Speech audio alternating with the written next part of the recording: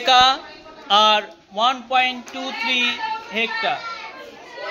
এখন এই যোগটা করতে গেলে আমাদের প্রথম যেটা করতে হবে সেটা হচ্ছে কিলো হেক্টর ডেকা। এই যে এককগুলো আছে এই এককগুলো প্রথমে লিখে নাও। এবারে এই 12 ডেকা সমান কিভাবে বসবে?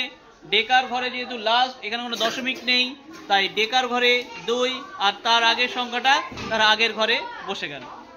এবার হেক্টর বলেছে 1.23 হেক্টর, তাহলে দশমিক যার এককও তার দশমিক হেক্টর ঘরে দশমিক বসেছে, এবং হেক্টর সাথে এই দশমিকের সাথে যে সংখ্যাটা থাকে তাকে আমরা সবসময় বলেছি সাথে নাও।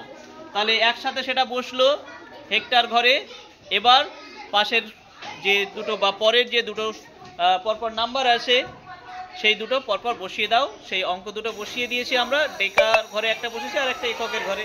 এবার যোগটা করে দাও। যোগটা একদম সিম্পল, দশমিক যার ঘরে আছে তার। এবার আমরা সেটাকে, যেহেতু হেক্টর ঘরে দশমিক, হেক্টর বসে গেল, এটা পুরোটা হেক্টর।